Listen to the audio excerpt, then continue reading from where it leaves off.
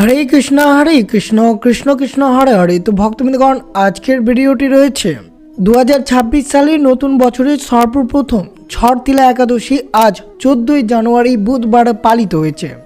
যে সকল কৃষ্ণ ভক্তরা এই পবিত্র এবং শুভ দিনে ছটতিলা একাদশীর ব্রতটি পালন করে রয়েছেন তাদের জন্য অবশ্যই আজকের এই ভিডিওটি অর্থাৎ ছটতিলা একাদশীর ব্রত কথা অবশ্যই শ্রবণ করতে হবে। তার সাথে অবশ্যই মনে রাখতে হবে ছটতিলা একাদশীর পালন কখন করবেন, অর্থাৎ পালনের শুভ সময় কখন রয়েছে। যে সকল কৃষ্ণ ভক্তরা আজ ছটতিলা একাদশী ব্রতটি পালন করে এই ব্রত কথাটি শ্রবণ করবেন তাদের শত শত পাপ চিরতরের মুক্ত হবে এবং জীবনে সুখ সমৃদ্ধি সৌভাগ্য সব কিছু অর্জন করতে পারবেন। বছরের প্রথম একাদশী ছটতিলা একাদশী, তাই বিষ্ণুর কৃপায় সুখ সমৃদ্ধি আসবে আপনার সংসারে যদি আপনারা ব্রত কথাটি শ্রবণ করতে পারেন বা পাঠ করতে পারেন এই ব্রত পালনের মাধ্যমে। তো অবশ্যই শ্রবণ করবেন। আজ 14ই জানুয়ারি বুধবার পালিত হয়েছে ছটতিলা একাদশী। অবশ্যই আপনাদেরকে আজকের দিনে ভক্তি নিষ্ঠা সহকারে এই ছটতিলা একাদশীর ব্রত কথাটি শ্রবণ করা উচিত। যদি ব্রত কথাটি শ্রবণ না করেন তাহলে ব্রতের কোনো পুণ্য ফলাফল পাওয়া যায় না। তাই ভক্তি সহকারে শ্রবণ করুন ছটতিলা একাদশীর ব্রত কথাটি। আজ 14ই জানুয়ারি বছরের সর্বপ্রথম ছটতিলা একাদশীর ব্রতটি পালিত হয়েছে। যে সকল কৃষ্ণ ভক্তরা আজ ছটতিলা একাদশীর ব্রতটি পালন করে রয়েছেন তারা অবশ্যই 6টি ভাবে তিলের ক্রিয়াকলাপ আপনাদেরকে আজকের দিনে করতে হবে। তার সাথে অবশ্যই মনে রাখতে হবে আজকের দিনে অর্থাৎ 14ই জানুয়ারি বুধবার ছটতিলা একাদশীর ব্রত কথাটি ভক্তি নিষ্ঠা সহকারে শ্রবণ করুন। যদি শ্রবণ না করেন তাহলে ব্রতের কোনো পূর্ণ ফলাফল পাওয়া যাবে না। তাই বিশেষভাবে শ্রবণ করুন এই ছটতিলা একাদশীর ব্রত কথাটি। আর অবশ্যই ভিডিওর শেষে আপনাদের আলোচনা করা হবে এই ছটতিলা একাদশীর ব্রতের পালন, অর্থাৎ কখন আপনারা ব্রতের পালন করবেন। শ্রবণ করুন ছটতিলা একাদশীর ব্রত কথাটি। ভগবান শ্রীকৃষ্ণের কাছ থেকে একাদশী মহিমা শোনার পর অর্জুন শ্রদ্ধা ভরে প্রণাম করে বললেন, হে কেশব, তোমার দিব্য মুখ থেকে একাদশীর গল্প শুনে আমি পরম আনন্দে ভরে উঠেছি। হে মধুসূদন, তুমি কৃপা করো এবং অন্যান্য একাদশীর মহিমা বর্ণনা করো। ভগবান শ্রীকৃষ্ণ উত্তর দিলেন, হে অর্জুন, এখন আমি তোমাকে মাঘ মাসের কৃষ্ণপক্ষের ছটতিলা একাদশীর উপবাসের গল্প বলবো। তা অবশ্যই আপনি ভক্তি সহকারে শ্রবণ করুন। একবার ঋষি দালব্য পুলস্তককে জিজ্ঞাসা করেছিলেন, হে শ্রদ্ধেয় ঋষি, নশ্বর জগতেই মানুষ ব্রহ্মহত্যার মতো গুরুতর পাপ, অন্যের সম্পদ চুরি করে এবং অন্যের উন্নতিতে ঈর্ষা করে ইত্যাদি। এই গুরুতর পাপগুলো ক্রোধ, ঈর্ষা, আবেগ প্রবণতা এবং অজ্ঞতার কারণে করা হয়। পরে তারা বিলাপ করে, হায় আমরা কি করছি। হে মহান ঋষি, এই ধরনের ব্যক্তিদের নরক থেকে বাঁচানোর উপায় কি? দয়া করে এমন একটি পদ্ধতি বলে দিন এই ধরনের লোকদের নরক যাওয়া থেকে বিরত রাখতে পারে এবং এর পরিণতি এড়োতে সাহায্য করতে পারে। কোন ধরনের দান বা পুণ্যকর্ম তাদের নরকের যন্ত্রণা থেকে বাঁচাতে পারে? দয়া করে করুণাময় জ্ঞান দিয়ে এই সমস্ত প্রশ্নের উত্তর দিন। ঋষি দালব্যের কথা শুনে ঋষি পুলস্ত উত্তর দিলেন, হে মহামানব ঋষি, আপনি আমাকে একটি গভীর প্রশ্ন করেছেন। এর উত্তর মানব জাতির জন্য অনেক উপকারী হবে। আমি এমন একটি গোপন কথা আপনাকে তুলে ধরব এমনকি ভগবান ইন্দ্র অন্যান্য দেবতারাও জানেন না। মাঘ মাসের স্নানের মাধ্যমে নিজেকে পবিত্র করা উচিত। তাদের ইন্দ্রিয়গুলোকে নিয়ন্ত্রণ রাখা উচিত। কাম, ক্রোধ, লোভ, মোহ, হিংসা এবং অহংকার সম্পূর্ণরূপে এড়ানো অপরিহার্য। পুষ্য নক্ষত্রের সময় গোবর, তুলা এবং তিল মিশিয়ে জ্বালানি পিঠা তৈরি করা উচিত। এরপর পিঠাগুলো 108 বার হবন করতে ব্যবহার করা উচিত। যেদিন মূল নক্ষত্র এবং একাদশী তিথি মিলে যায় সেদিনটি মহান পুণ্য প্রদানকারী পুণ্য নিয়মগুলো গ্রহণ করা উচিত। প্রতিদিন আচার অনুষ্ঠান সম্পন্ন করার পর দেবতাদের দেবতা শ্রী হরির উপাসনা স্তোত্র গাওয়া উচিত।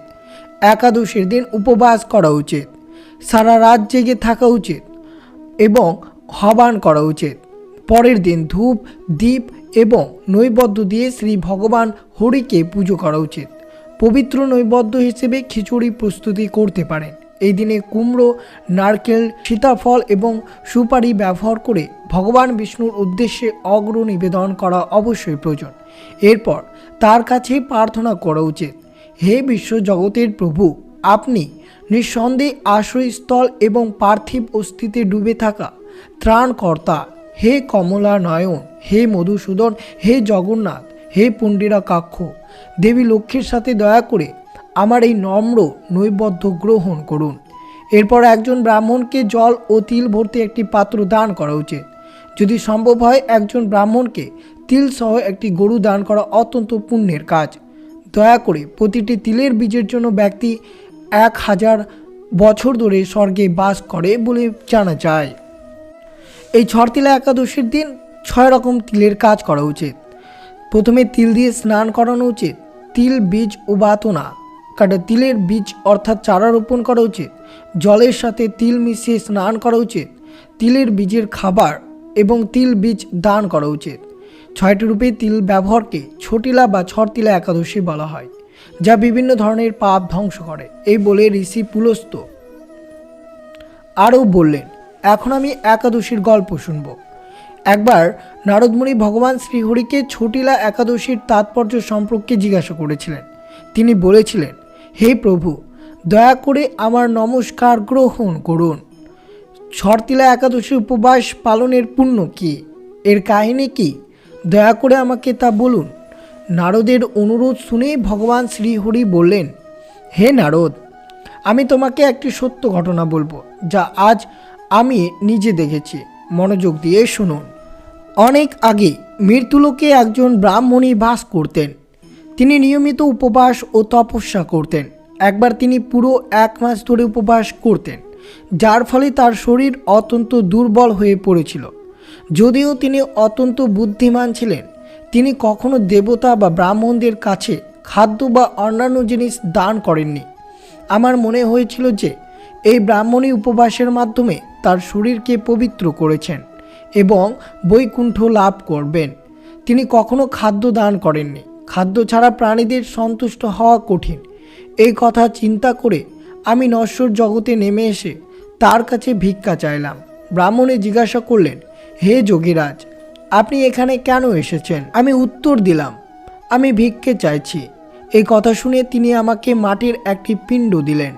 মাটির পিণ্ডটি নিয়ে আমি স্বর্গরাজ্য ফিরে এলাম। কিছুক্ষণ পর ব্রাহ্মণী তার নশ্বর দেহ ত্যাগ করে স্বর্গে পৌঁছে গেলেন।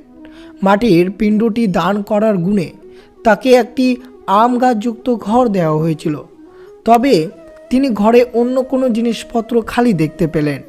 হে মন খারাপ করে সে আমার কাছে এসে জিজ্ঞাসা করলেন, হে প্রভু, আমি অনেক উপবাস করেছি এবং আচার অনুষ্ঠানের মাধ্যমে তোমার উপাসনা করেছি, তবুও আমার ঘর খালি পড়ে আছে, কেন এমন হলো? আমি বললাম, তোমার বাড়ি যাও এবং যখন দেব স্ত্রী অর্থাৎ স্বর্গীয় নারীরা তোমাকে দেখতে আসবেন, তখন ছটতিলা একাদশী উপবাসের তাৎপর্য এবং নিয়ম সম্পর্কে জিজ্ঞাসা করো। তারা না বলা পর্যন্ত তুমি দরজা খুলবে না। ভগবানের সেই বাক্য মেনে তিনি তার বাড়িতে পৌঁছে গেলেন। স্বর্গীয় মহিলারা এসে তাকে দরজা খুলতে বললেন, কিন্তু তখন ব্রাহ্মণী তার দরজা খুলেন না। ব্রাহ্মণী বললেন, যদি তুমি আমাকে দেখতে এসে থাকো তাহলে প্রথমে আমাকে বলতে হবে ছটতিলা একাদশীর ব্রতের সম্পর্কে। তখন তাদের মধ্যে একজন দেব স্ত্রী বললেন, যদি তোমার ইচ্ছে হয় তাহলে অবশ্যই আমি আপনাকে মনোযোগ দিয়ে এই ছটতিলা একাদশীর ব্রতের তাৎপর্য এবং উপবাস সম্পর্কে বলবো। যখন দেব স্ত্রী এই ছটতিলা একাদশীর তাৎপর্য সম্পর্কে বর্ণনা করলেন, তখন ব্রাহ্মণী সেই ঘরের দরজা খুলে দিলেন। দেব স্ত্রী ব্রাহ্মণীকে অন্য সকল নারীর থেকে আলাদা মনে করলেন। দেব স্ত্রীর কথা অনুযায়ী ব্রাহ্মণী ছটতিলা একাদশী উপবাস পালন করেছিলেন এবং অর্থাৎ এর ফলে তার ঘরে ধন সম্পদ ও শস্যে ভরে উঠল। অতএব হে পার্থ, মানুষের অজ্ঞতা ত্যাগ করে ছটতিলা একাদশী উপবাস পালন করা উচিত। যে ব্যক্তি এই একাদশী উপবাস পালন করে সে জন্মগত রোগ থেকে সম্পূর্ণরূপে মুক্তি লাভ করতে পারে। এই উপবাসের মাধ্যমে মানুষের সমস্ত পাপ বিনষ্ট হয়ে যায়। তো অবশ্যই আপনারা শ্রবণ করলেন ছটতিলা একাদশীর ব্রত কথাটি। যে সকল কৃষ্ণ ভক্তরা নতুন বছরের প্রথম এই ছটতিলা একাদশী অর্থাৎ 14ই জানুয়ারি বুধবার ব্রতটি পালন করেছেন, তারা অবশ্যই শ্রবণ করলেন ছটতিলা একাদশীর ব্রত কথাটি। আর অবশ্যই এই শুভ দিনে আপনারা পারলে অবশ্যই তিল দান করতে পারে, যা দান করা অত্যন্ত শুভ। এবং অবশ্যই আজ মকর সংক্রান্তি, তাই অবশ্যই সূর্য পুজো করবেন। তামার পাত্রে অবশ্যই লাল চন্দন, লাল ফুল, কুমকুম অবশ্যই সূর্যদেবকে অগ্র নিবেদন করবেন এবং ওম সূর্যায় নমঃ মন্ত্রটি অবশ্যই 11 বার পাঠ করবেন এই শুভ দিনে। আর অবশ্যই শ্রবণ করবেন এই ছটতিলা একাদশীর ব্রতের পারণের সময় কি রয়েছে। যে সময় পারণ যদি আপনারা না করেন অর্থাৎ দ্বাদশী তিথিতে, তাহলে ব্রতের কোনো পুণ্য ফলাফল পাওয়া যাবে না। তা অবশ্যই ভক্তি সহকারে একাদশীর ব্রতের পারণের সময়টা আপনারা অবশ্যই জানুন। অবশ্যই 14ই জানুয়ারি এই ছটতিলা একাদশীর ব্রতটি পালন করেছেন। এর পরের দিন অর্থাৎ দ্বাদশী তিথি 15ই জানুয়ারি বৃহস্পতিবার আপনাদের ছটতিলা একাদশীর ব্রতের পালন করতে হবে। বাংলাদেশ ও ঢাকার ব্রতের পালনের সময় রয়েছে সকাল 6:42 থেকে 10:19 মধ্যে। বাংলাদেশের সকল ভক্তরা এই শুভ সময়ে পালন করবেন। পশ্চিমবঙ্গের পালনের সময় রয়েছে 15ই জানুয়ারি বৃহস্পতিবার ছটতিলা একাদশীর পালনের দিন, অর্থাৎ পালনের সময় সকাল 5:46 থেকে 9:23 মধ্যে আপনাদেরকে এই ছটতিলা একাদশীর ব্রতের পালন করতে হবে। তো অবশ্যই আপনারা আজ ছটতিলা একাদশীর ব্রতকথাটি শ্রবণ করলেন এবং সঠিক এবং পরের দিন অর্থাৎ দ্বাদশীতে কোন সময়ে পালন করবেন সেই সব কিছু বিস্তারিতভাবে আলোচনা করা হলো। তো এই ছিল ভিডিওটি ভালো লাগলো অবশ্যই চ্যানেলটিকে সাবস্ক্রাইব করবেন, লাইক করবেন, কমেন্টে ভক্তি ভালোবাসা শ্রদ্ধা দিয়ে জয় শ্রীকৃষ্ণের জয় লিখে দিতে ভুলবেন না এবং ভিডিওটি আপনার আত্মীয় ভক্ত বা বন্ধুদের সাথে অবশ্যই শেয়ার করবেন। সুস্থ থাকবেন, সতর্ক থাকবেন। জয় শ্রীকৃষ্ণ, রাধে রাধে।